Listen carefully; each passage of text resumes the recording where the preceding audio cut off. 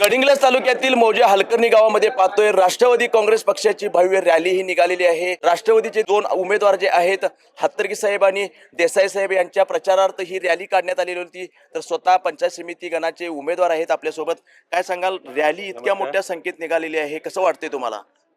खूप मोठा प्रतिसाद राष्ट्रवादी काँग्रेसला मिळत आहे। खरोखरच हे विजयाचं एक रॅली असं आहे असं वाटतंय। आणि स्वर्गीय बाबासाहेब कुपेकर, अरुण अण्णा म्हणा, राजकुमार हत्तरगी साहेब, कैलासवासी राजकुमार हत्तरगी साहेब, सगळ्या गावामध्ये म्हणा पेरणी लघुपाट बंधारे, पाण्याची सगळ्याकडे सोय झालेली आहे। आणि रस्ते म्हणा, पाणी म्हणा, सगळे काही राष्ट्रवादीने सगळे सुविधा केलेल्या आहे।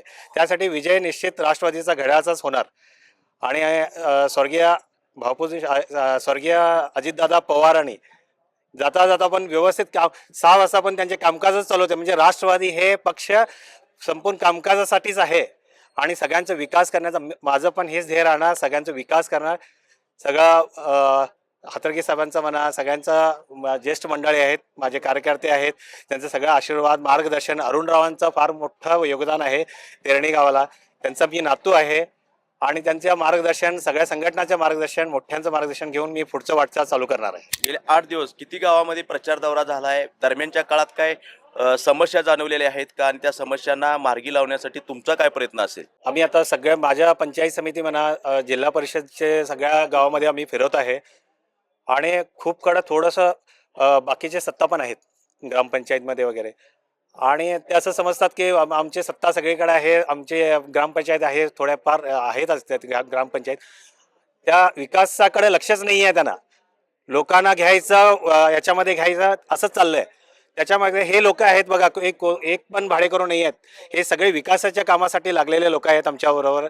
आणि ह्या सगळ्यांना विश्वास आहे हे राष्ट्रवादी पक्षाने काय केले, स्वर्गीय बाबासाहेब कुपेकर म्हणा, राजकुमार हत्तरकी साहेब म्हणा, अरुणराव देसाई म्हणा, माझे वडील भाऊसाहेब देसाई आणि माझे पूर्ण संघटना, या सगळ्या गावचे संघटना, एकच गाव नाही आहे, सगळ्या गावचे संघटना एकत्रित आलेलं आहे। कशासाठी एकत्रित आले म्हटले, विकास काम यांच्याकडनंच होणार, दुसरं कोणी करणार नाही आहे। हे भाजप करणार नाही आहे, दुसरे कोणतेही पक्ष हे विकासाकडे नाही आहे।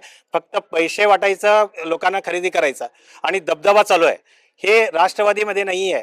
मी परवा आमदारांना भेटलो, सगळे एवढं त्यांच्याकडे संस्कृती चांगलं आहे आणि पवार साहेबांचा आशीर्वाद आहे, सगळ्यांनी संस्कृती चांगलं शिकवलेलं आहे। फक्त विकासासाठी हे वाटचाल चालू आहे आणि आम्ही सगळे विकास करण्याच्या मार्गी लागलोच आहे आणि नक्की विकास करणार। भाजपाचं आव्हान असणार आहे, इतर पक्षांचं देखील आव्हान असणार आहे, त्या आव्हानाला कसे पाहताय? सत्तेमध्ये राष्ट्रवादी काँग्रेस पक्ष पण सक्षम आहे, त्याच्यामध्ये आहे।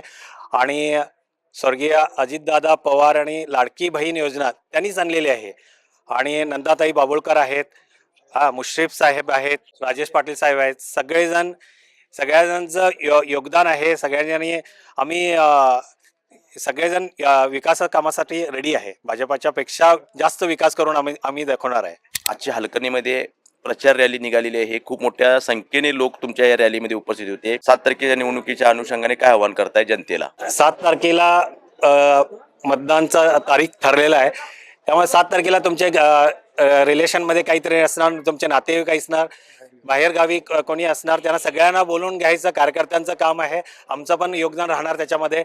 आणि सगळेजण 7 तारखेला भरघोस राष्ट्रवादीला मतं देऊन 9 तारखेला घड्याळ चिन्ह हे विजयीचा घोषणा करतो मी आज। तर आपण पाहिलं की महेश देसाई पंचायत समिती गणाचे हे उमेदवार आहेत, राष्ट्रवादी काँग्रेस पक्षातून लढत आहेत। त्यांचा अजेंडा खूप मोठा आहे, राष्ट्रवादी हा पक्ष सत्तेत आहे आणि भाजपापेक्षाही चांगलं काम करण्याचा त्यांचा मानस असून राष्ट्रवादी काँग्रेस पक्षाला घड्याळ या चिन्हाला निवडून द्यावा, त्यांनी असं आज आव्हान या प्रचार रॅलीनंतर केलेलं आहे। गडिंग्लजहून लाईव्ह टुडे साठी नितीन मोरे।